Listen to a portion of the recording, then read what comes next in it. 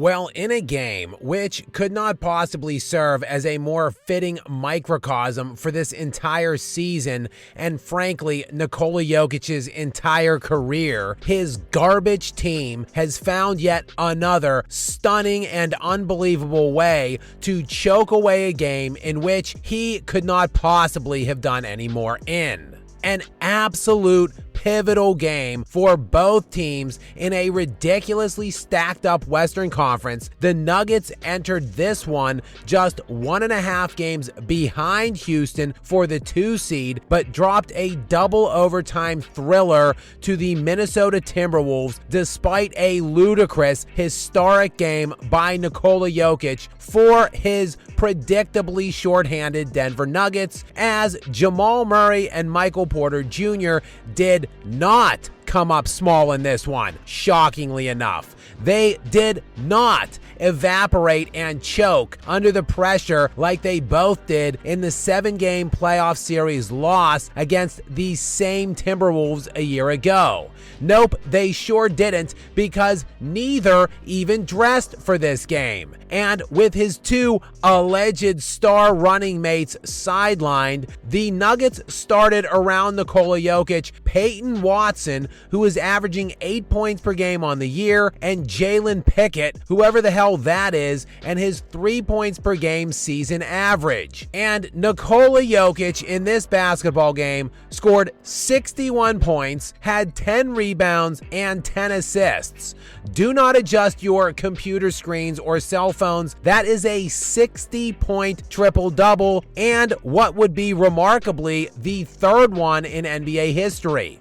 He played in every second of the entire second half and both of the 2 overtimes. 52 minutes in all. He shot 62% from the field, was 6 of 11 from 3. He hit massively clutch shots at every stage of the 4th and both overtimes, and with 17.7 seconds remaining in the 2nd overtime, with the Timberwolves down 1 with the ball, the Denver Nuggets forced the turnover on Anthony Edwards, and the Nuggets pushed the ball down the floor. Now, why they didn't just pull the ball out and dribble the clock out waiting for the foul, or get the freaking ball to Jokic is anyone's guess. Instead, Russell freaking Westbrook, who, sidebar, has been great this year for Denver, has been so much better than anticipated this year. Full stop.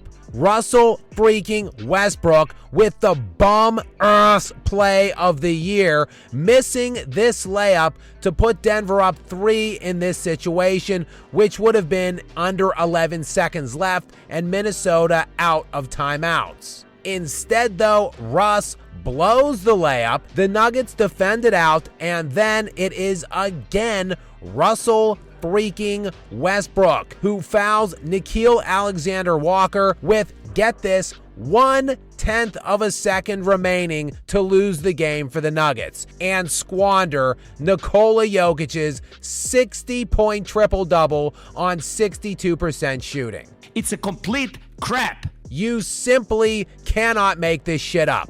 You can't script such epic and thorough ineptitude. The preposterous blown layup at one end, which arguably shouldn't have even been attempted, compounded by the undisciplined foul at the other end. And this is it. It really is. This game is the exact reason Nikola Jokic is going to lose his 4th league MVP this season, because he is surrounded by sheer mediocrity and incompetence at nearly every level, while Shai Gilgeous-Alexander is surrounded by a budding dynastic supporting cast assembled by one of the very best front offices in the NBA. Yes, because the incompetence at every level that Jokic is draped with most certainly extends well beyond the court and into the front offices, to the reverse GOAT Calvin Booth, who has to be the absolute and unequivocal worst general manager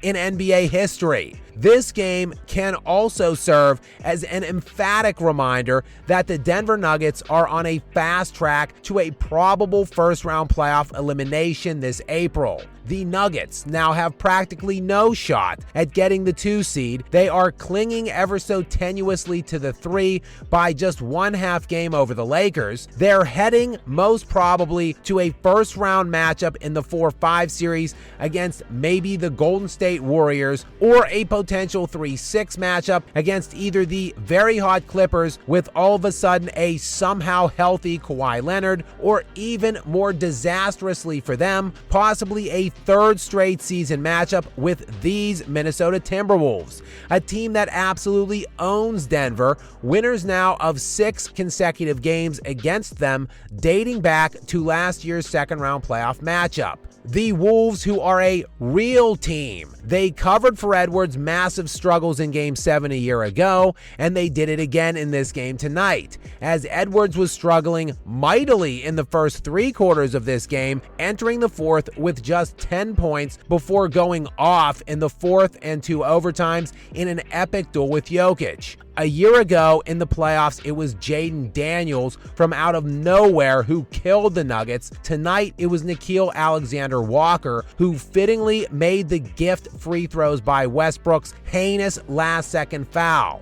Walker, who had 26 points off of the bench, single-handedly outscored the Nuggets' entire bench unit in this one. And now Jokic, who himself just missed 5 games, nursing some pretty substantial injuries for him on the heels of this 52-minute night tonight, will be in action tomorrow night on the back-to-back against the Spurs in what amounts to an absolute must-win game. That would be one of just 6 games remaining for Denver in this regular season, and then, roughly 7 to 14 games that they'll play in the playoffs. So I suggest you soak in these last roughly 20 games, because there is sure to be some massive and sweeping changes coming this summer when the Nuggets squander yet another year of Nikola Jokic's nearly inconceivable prime. And if he is lucky, that sweeping change will extend right up to the front office and knock this bum-ass Calvin Booth right out of his job.